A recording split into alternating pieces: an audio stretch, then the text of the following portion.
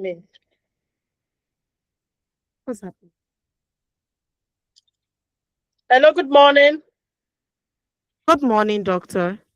Yeah, thank you for inviting me. Thank you for the program. The phone lines will be open shortly to ask your questions. It's 8 minutes past 10, and this is Radio Doctor on WFM 91.7. The doctor's contacts will be shared at the end of the program. So, doctor, let's start with the basics. What exactly are uterine fibroids? Okay, thank you so much for inviting me to this morning's program. So we'll be talking about what we need to know about fibroids.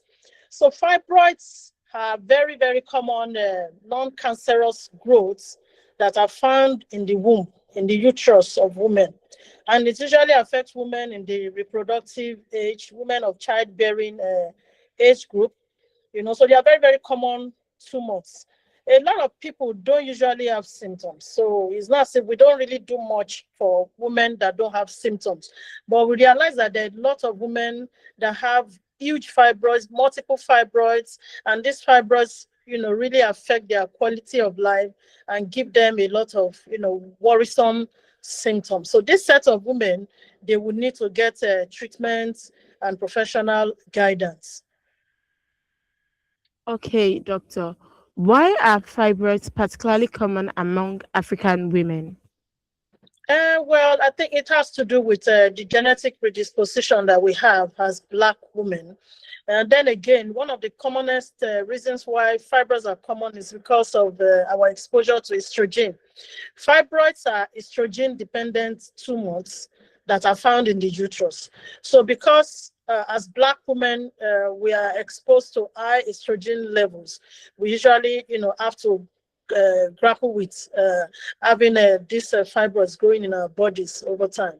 So it is commoner in Black women, and then it even affects Black women more than the Caucasians. And then a lot of Black women usually have huge fibroids, that cause infertility, abnormal uterine bleeding, abdominal swelling, abdominal pain, a lot of pressure symptoms, and other worrisome symptoms, So it's very common among Black women. Okay. What exactly causes them to develop, and are they cancerous? Well, fibroids are, like I said before, they are non-cancerous growths, so they are not cancerous, even though there is a very small percentage of fibroid growths that may turn out to be cancerous. We call that leiomyosarcoma, because fibroids themselves, we call them leiomyoma, but the little amount of them that can actually be cancerous are called leiomyosarcoma. So that when the woman comes and we have to do surgery and remove the fibroids, we have to subject those fibroids to further laboratory tests, histological tests, to confirm and ensure that they are not cancerous. But commonly, a lot of fibroids are non-cancerous. They are not usually cancerous. Now, the cause is basically unknown, but research has shown that exposure to estrogen is a causative factor. So that's why women that are still within the reproductive age, where estrogen levels are higher, they usually have bigger fibroids. So by the time a woman gets to the postmenopausal, period, when she has stopped menstruating, and the ovaries have stopped releasing estrogen, the fibroid tend to shrink, usually after menopause. So this helps us to understand that fibroids are usually, related to estrogen. So we can rightly say that estrogen is well, not really, we can't really say it's a cause, but it's one of those things that, encourage its growth. And estrogen is virtually present in every woman of reproductive age group. Okay. Okay. So are you saying that fibroids are common among women of reproductive age? Yes, they are commoner in women of reproductive age group. So once a woman is still young, pre-pubertal, so that means she has not started menstruating, Okay. we don't usually see them having fibroids. By the time they now start menstruating, from the time they start menstruating to when they reach menopause, usually from 15 to 45 years of age, that's when you find them having a lot of fibroid growth. So by the time menopause sets in, the fibroids also tend to shrink over time. Okay, okay then. Many women are told they have fibroids after a scan but have no symptoms. Does every fibroid require treatment? No, not really. Every fibroid does not require treatment. And a lot of people with fibroids, they don't even know they have fibroids. Fibroids are usually discovered at incidental diagnostic workup. Maybe they went to the hospital for something entirely different, and the doctor asked them to do a scan. Now realize that they have small size fibroids. So a lot of people with fibroids do not have symptoms because the Okay. fibroids are usually small size and they are not really in abnormal locations in the uterus. So Okay. most people with asymptomatic fibroids, that means fibroids that do not have symptoms, they don't Okay. usually need to be treated. But we expect that they should come for follow-up scans, because the fact that you Mhm. have small size fibroids doesn't mean that the fibroids will not increase over time. There are some women that the fibroids will remain small size and there will not be any symptoms. But some women, the Mhm. fibroids can grow rapidly and they can start having abnormal symptoms over time. So they need to come for a proper gynecological review. Then subsequently, they have routine pelvic scans done so that we can Okay. monitor the growth of the fibroids. Then if there is now an onset of abnormal symptoms, we can, now offer them treatment. But once they are not having symptoms and the fibroids are small size, they usually do not need treatment. Okay. Okay. How do the size, number, and location of fibroids influence symptoms? A lot of symptoms that patients have are usually dependent on the size of the fibroids, the location of the fibroids, and of course, the number of fibroid nodules that these patients have. So, for example, we expect that patients with huge fibroids, because if the fibroids are big, they can cause pressure symptoms. So it's like carrying Mhm. a big mass on the abdomen. So these fibroids will compress on other organs like the bladder.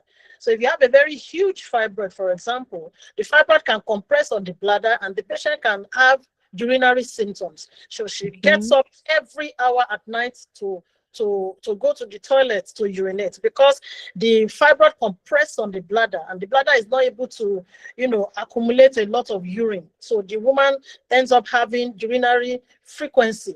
If a woman has huge fibroids, the fibroids can compress on the intestine, the rectum, and the woman can get constipated. In fact, we've seen patients come down with acute urinary retention. They are not able to go to the toilet because they have huge fibroids compressing on the bladder, the ureters, and these fibroids can also cause pressure effects that can affect the kidneys, because once you have a fibroid pressing on the bladder, the ureter, it can cause backward flow of urine, and that can cause hydronephrosis, further problems that can impact Oh, adversely on the kidneys. So patients can come with urinary frequency, with constipation.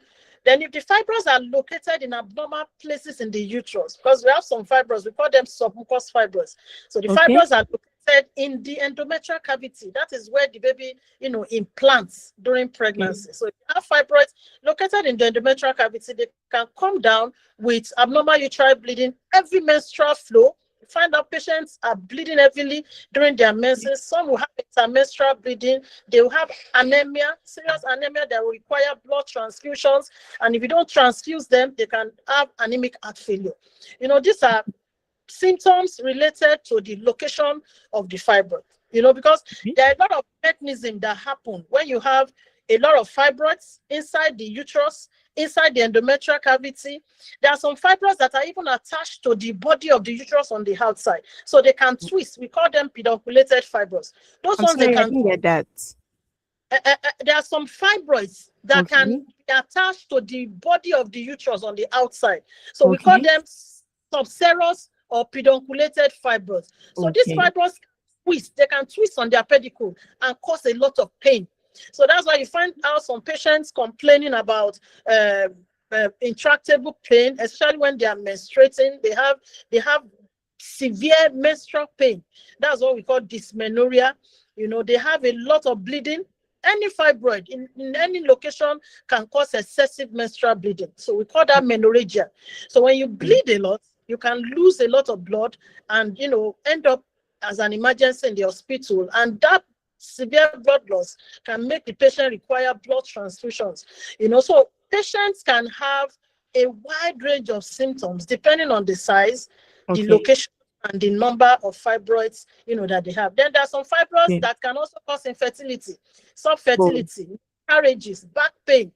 There are a lot of okay. symptoms these patients suffer from.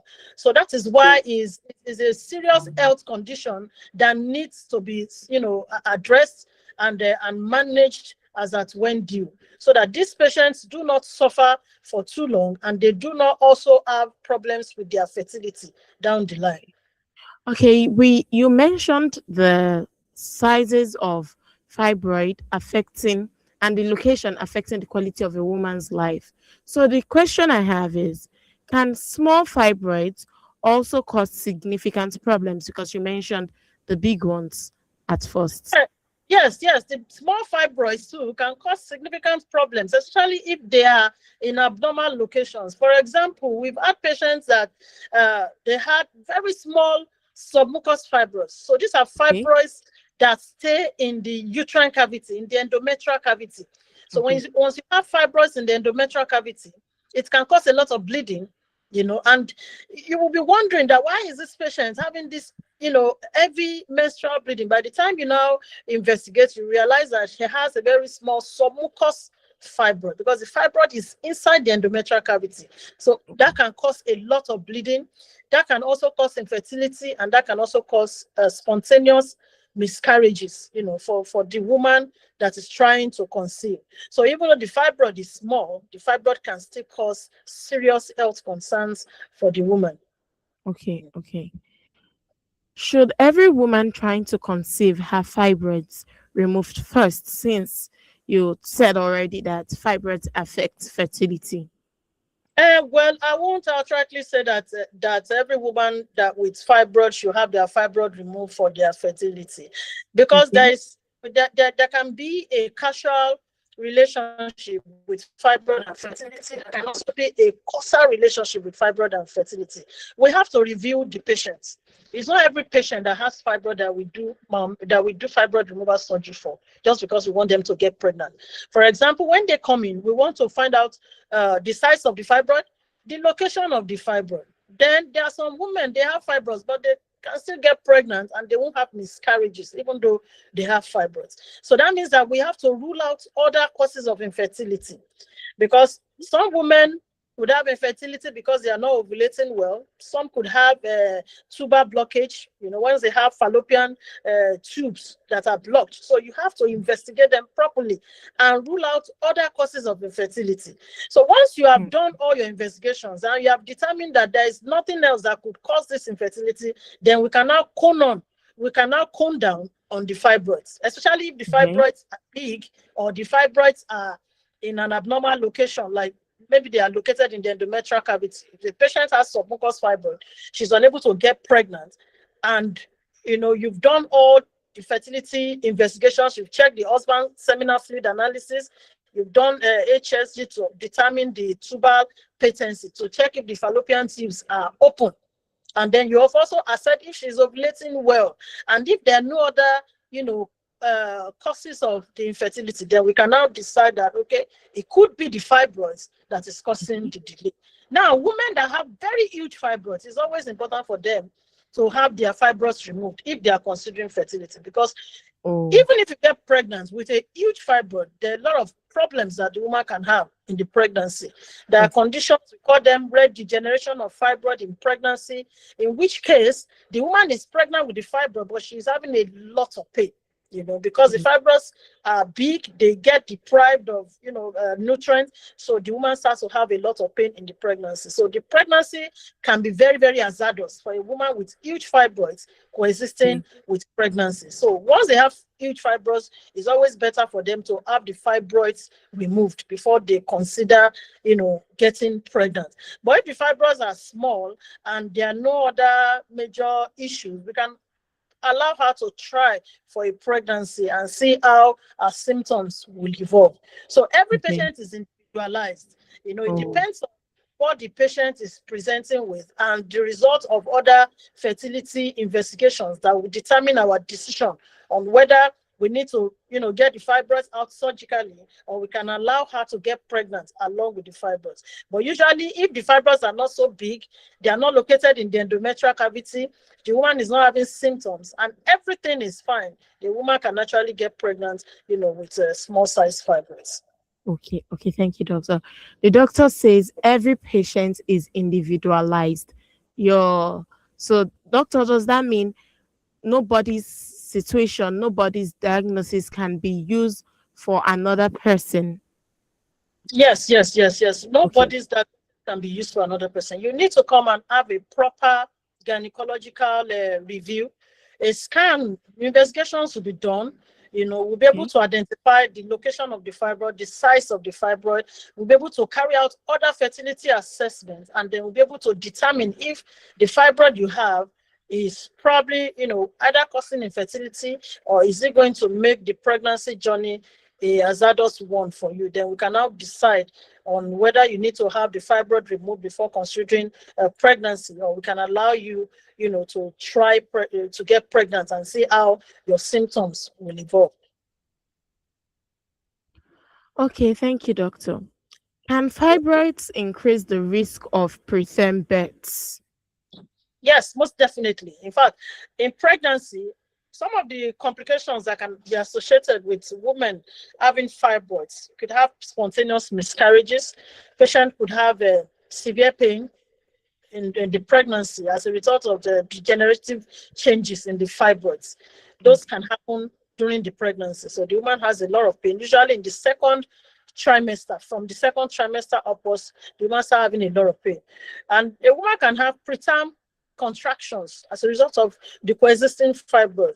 Patient can have preterm delivery, preterm labor, culminating in children that are premature, children that will now need neonatal intensive facilities. So now any woman that has fibroids, especially each fibroid, and she's pregnant, she must be aware of all these issues and prepare her mind so that by the time they start happening, she will know what to do, and she will get the right medical attention.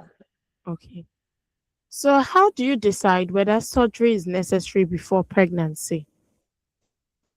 Well, it depends on the size of the fibroid, like I rightly said, and the symptoms that the patient is grappling with. For example, if a patient is having recurrent heavy menstrual bleeding, she's having a lot of pain, and the fibroids are huge, or she's having pressure symptoms, like urinary frequency, constipation, acute urinary retention, you have to get the fibroids out, because those Okay. symptoms can cause severe distress for the patient, and there may also be other complications that the patient might suffer from. So you will want to proceed, to get the fibroids out before the patient considers getting pregnant. But if Okay.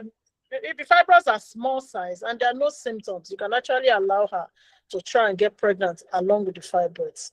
Okay.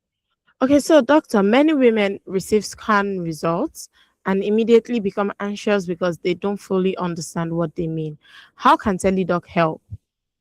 Yes, teledoc help. Teledoc can help by helping you to review your scan results. We are just going to, offer her conservative management. Conservative management just means that we'll tell her to continue to repeat her scans from time to time, maybe every 3 months or every 6 months, to monitor the growth of the fibroid.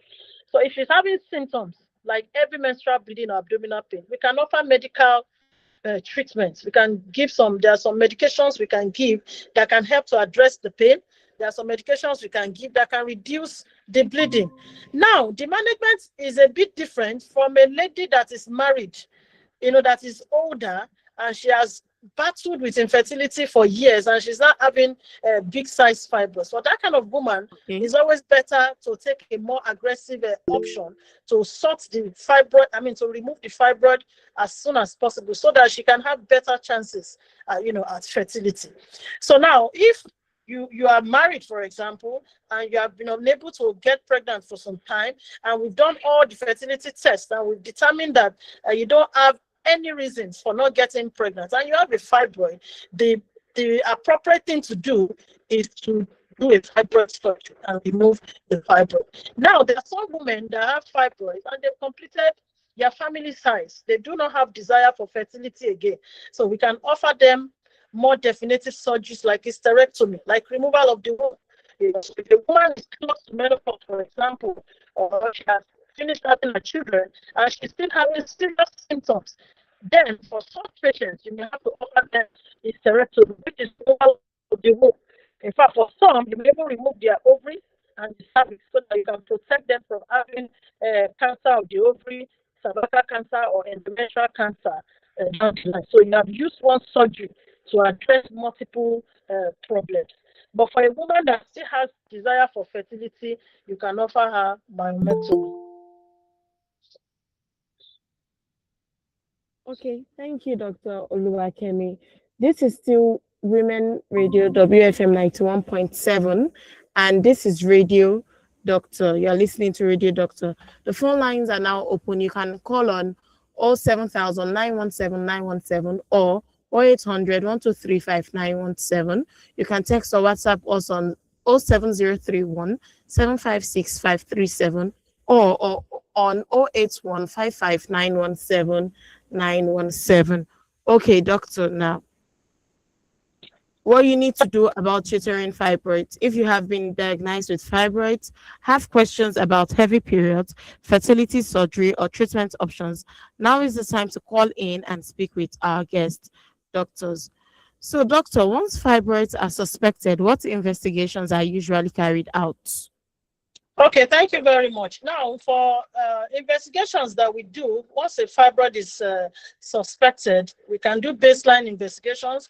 We can do a full blood count to know the blood level of the patient. You know, like I said, some patients, because they have fibroids, they have heavy menstrual flow, they lose a lot of blood during their menstrual cycle. So you want to do a full blood count to know their blood level and to decide if you will need to offer them hematinics. Those are blood replacement treatments, or you may need to transfuse the patient. Then you may do some iron studies, thyroid function tests, hormonal tests, especially for patients with infertility. You know, some have fibroids and they also have a soft fertility and they're unable to conceive. So you may do a fertility test for them. Then it's important to do ultrasonography, like a pelvic ultrasound scan.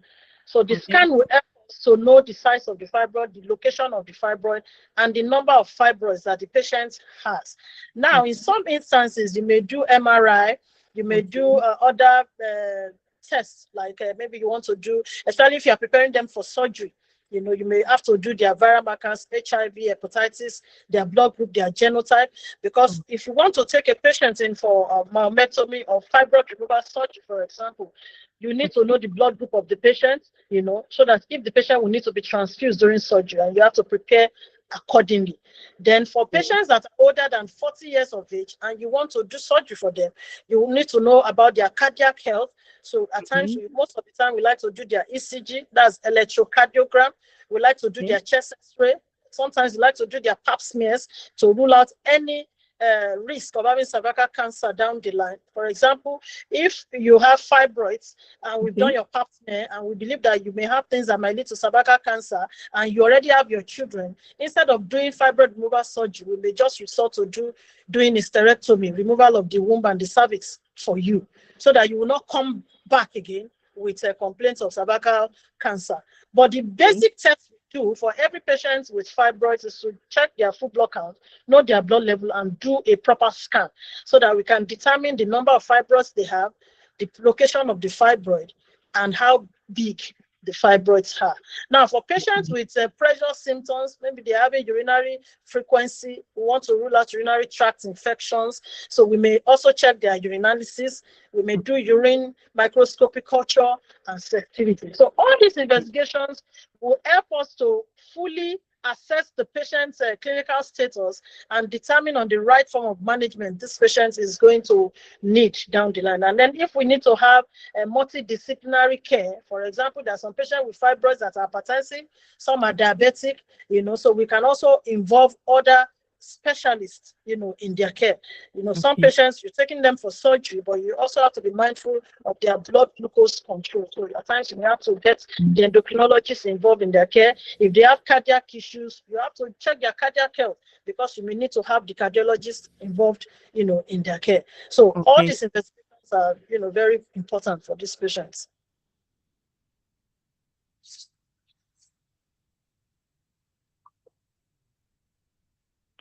Okay, so doctor, how often should women with fibroids have follow-up scans? Yes, for women with fibroids that are asymptomatic, that means they do not have symptoms. It's difficult to ascertain how rapidly the fibroid growth will progress. So it is better for them to have their scans done at least every three months. Every 3 months, come around, just do a pelvic scan and then assess the size of the fibroid, so that you will know if there are any issues, if you need to, escalate and get Okay. other treatments done for yourself. Okay, doctor. Thank you for that. You're welcome. Okay, so can fibroids continue to grow after they have been discovered? Yes, fibroids can continue to grow, especially if you're a woman in the reproductive age, because you are still exposed to estrogen. And that is why, at times, after we have done fibroid surgeries for some patients, especially young patients, and if they stay for too long and they don't get pregnant for some time, the fibroids could actually grow back too. This is why the decisions for surgeries are taken carefully, based on the fertility desire of the patient. And you also have to emphasize on the nutrition management, on lifestyle choices, so that the chances of the fibroids going back are as low as possible. So you just have to assess the patient well before you take in the patient, for surgery. So fibroids can grow rapidly for some patients, and it can grow slowly for some patients. So it's difficult to know, except if the patient comes for regular checkups. So let's talk about treatment. We typically hear that you need surgery to remove fibroids. Is this true for all cases? And when is surgery recommended? Thank you very much for that question. Now, surgery is not recommended for everybody. In fact, there are a lot of women with fibroids that do not need to have surgeries done. Like I said before, patients that do not have symptoms, we just offer them expectant or conservative management, when we tell them to come in and repeat their scans so that we can monitor the growth of the fibroid. Now, patients with symptoms, maybe they're having pain or they're having heavy menstrual bleeding, there are drugs, there are medical therapies that we can offer them, drugs that can help take care of the pain, and drugs that can help to reduce the bleeding. Especially the fibroids are small size, so you can offer them this medical therapy. So once the drugs are not contraindicated, you can offer them, these drugs. So some of the drugs we offer, if they're having pain, we can offer them non-steroidal anti-inflammatory drugs. If they are bleeding a lot, we can offer them antifibrinolytic drugs like tranexamic acid. These are drugs that we give to reduce the bleeding. And at times, when you offer patients these drugs, the symptoms, reduces significantly. So they do not need to have surgeries. So now, for women with larger fibroids now, who decline medical treatment, and they have serious complications like pressure symptoms, or they have infertility, then we may now offer them surgical management. Then there's another group of management. We call them radiological management. We are beginning to do them now. We can do uterine artery embolization, because there is an artery that supplies blood, to the uterus and makes fibroid to continue to increase in size. So if we are able to embolize that artery surgically, the fibroid will shrink and regress over time. So we have some facilities where they can have uterine artery embolization procedures done. Then there are some radiological procedures we have started doing in Nigeria now, like using high intensity focused ultrasound. We use this to treat some fibroids, not every fibroid. So what patients come in, if the fibroids are not, very, very big, they can have high intensity focused ultrasound guided rays administered, and the fibroids will shrink. Now, for those that have severe symptoms, then you will just have to offer them surgical options like myomectomy, which is removal of the fibroids, or hysterectomy. Now, myomectomy is the surgical removal of fibroids from the womb. Okay, and when you remove the fibroids, you keep the womb in place. So for a woman that is desirous of fertility and has fibroids with serious symptoms, you can offer them myomectomy, which is removal Okay. of the fibroids. So it's the procedure of choice for women who have symptomatic fibroids and they do not want to have their womb removed. Okay, so it can be, we can do it in the open form, So that means that we take them to theater, we do an open abdominal myomectomy. So that means we place Okay. a big, a huge incision on the lower abdomen. Okay, and then we Okay. cut in, we get the uterus out, and we remove all the fibroids, we repair the uterus and put it back, and then we suture everything back. But we can also do laparoscopic myomectomy, which is a minimally invasive surgery. So we use endoscopy procedures. We have all these laparoscopy equipment that we use in the theater now. So you Yes. don't have to Yes. do a big incision on the abdomen. You can just remove the fibroids through a keyhole incision with the use of laparoscopy. But the patient Okay. will still be placed under anesthesia, and the patient usually don't stay too long in the hospital compared to the open abdominal myomectomy approach. So Okay. myomectomy is done for patients with heavy menstrual bleeding, patients with pelvic pain, patients that have difficulty in getting pregnant, patients with pressure symptoms like urinary symptoms or acute urinary retention or constipations.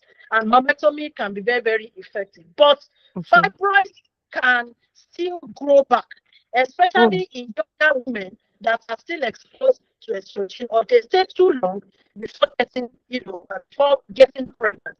Because we all know that a,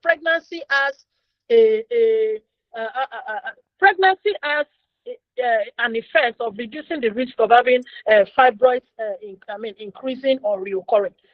So if Okay. a woman is very young and still exposed to estrogen, the fibroids can grow back. Then Okay. hysterectomy is offered to women with symptomatic fibroids that do not have fertility desire. So you can do that surgery and remove the entire womb. So for Okay. some patients, it's a good surgery because it also protects them from having endometrial cancer, ovarian cancer, or cervical cancer.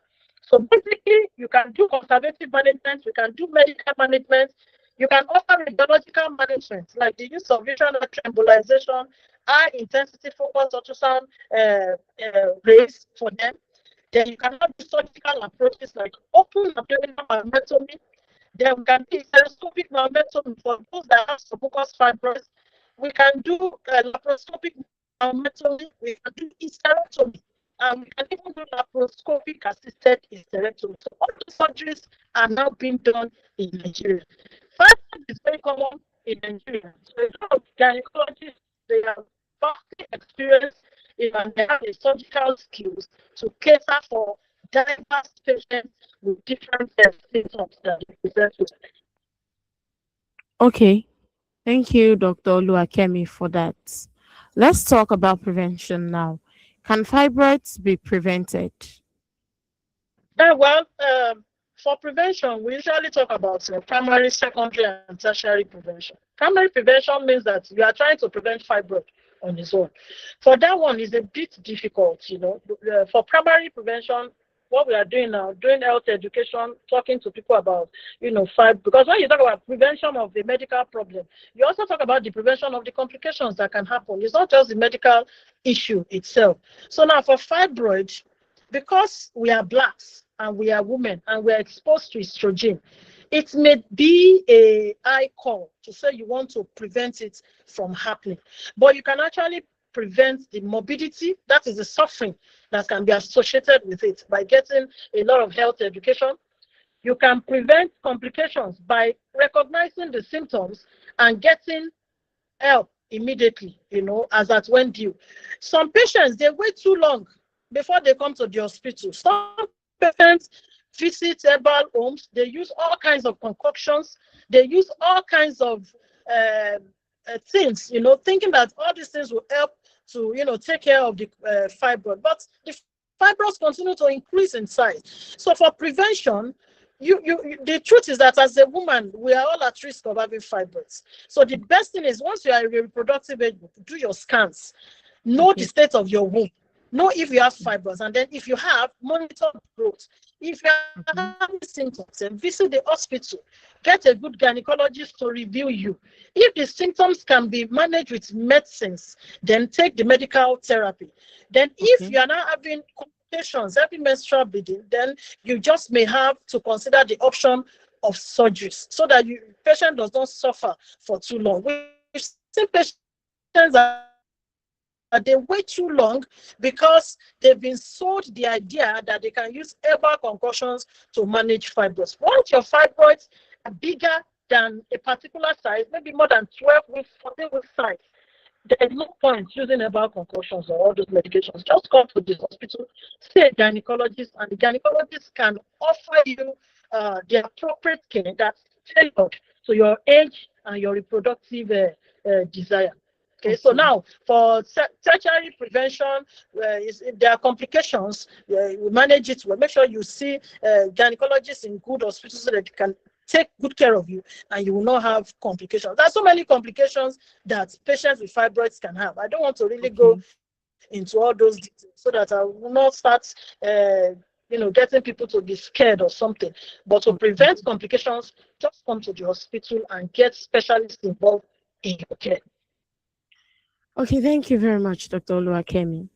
Are there You're lifestyle welcome. habits that may reduce the risk or help women manage symptoms?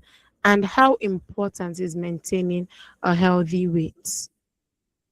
Yes, very, very important. For fibroid, like so many other medical conditions, lifestyle modification in managing it is also very, very important. In fact, there are some women, they have fibroids and they've been able to manage it with their lifestyle modification. So one of the things we talked about is weight management.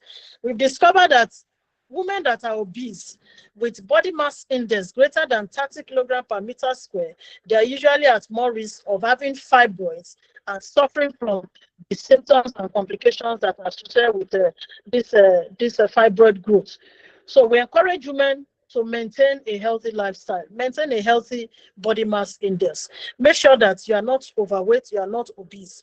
And the only way to do that is to ensure that we don't live a sedentary lifestyle. We do a lot of we do consistent exercise, and then we watch our Yes. diets as much as possible. Now, for Ye- fibroids, there are specific diets that we usually advise patients with fibroids to focus on. Now, some of the things that are not appropriate for patients that have, if you have fibroids, you've done a scan and you now realize that you already have fibroids, you must desist from taking refined sugars, Oh, and then you reduce intake of refined carbohydrates. Then okay. taking all these sugary substitutes, cheese, white bread, white Okay. flour, soda drinks, alcohol, soy food, processed food, foods that are filled with sodium. Then taking processed meats like hot dog, even red meat is not really advised for patients with fibroid, because these are some of the foods that people take. They've done fibroid surgeries, they now go back to taking Yes. all this diet, and then the fibroid can grow, like oats, and also reduce the risk. But the fact that some people will still take all this food and they still have Mhm. fibroids, really. But it's just that when you have fibroids or you've done surgery to remove fibroids before, you just have to be, very, very conscious of your Yes. diet. Then you have Okay. to maintain a healthy weight. Okay. Healthy diet, healthy weight. What should women know about managing anemia caused by heavy menstrual bleeding? Okay, now anemia caused by heavy menstrual bleeding is very common. It's one of the common problems that patients with symptomatic uterine fibroids Okay. usually have. Now, like I said before, there are medical now, like I said before, there are medical managements that we offer in the hospital, drugs that we can give to reduce the bleeding. At times, we offer patients combined oral contraceptive pills. We offer them tranexamic acid. non-steroidal anti-inflammatory drugs. These are drugs that can help to reduce the bleeding. In fact, there are times we also offer them progesterone. There are some drugs, Okay. hormonal medications like gonadotropin releasing hormone, like Zoladex, Buserelin. These are drugs danazol that you can give to patients and it reduce the blood loss and then directly reducing anemia. Now, if it is moderate anemia, anemia that is maybe the blood level is usually above 27 or around 26%, and the patient does not have any symptoms.